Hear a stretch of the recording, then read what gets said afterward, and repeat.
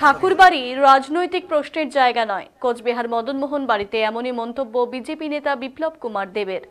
বাংলার মানুষ মুক্তি চায় বলেই কোচবিহারে এসে মন্তব্য করলেন ত্রিপুরার প্রাক্তন মুখ্যমন্ত্রী তথা সাংসদ বিপ্লব কুমার দেব। ঝটিকা সফরে কোচবিহারে এসেছেন তিনি। এদিন কোচবিহারে এসে প্রথমেই মদনমোহন মন্দিরে পৌঁছন। সেখানে তিনি কোচবিহারে কুলদেবতা মদনমোহনের পুজো দেওয়ার পাশাপাশি রাজচক্র ঘোরান।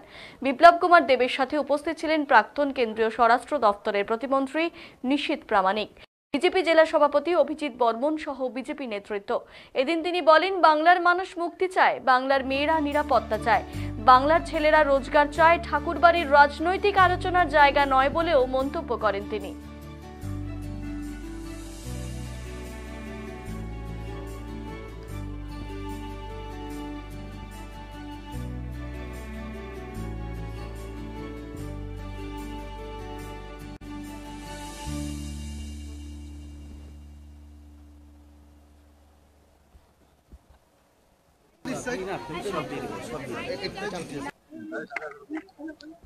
পশ্চিমবাংলার মানুষের মুক্তি চাই, যেটা আমি চাই সেটা ঈশ্বর ও সেটাই চাইছেন।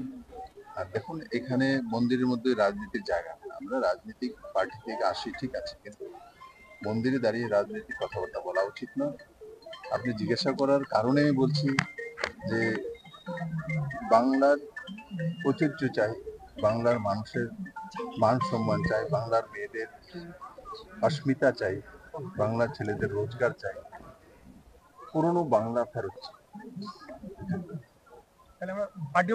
বাকি আপনারা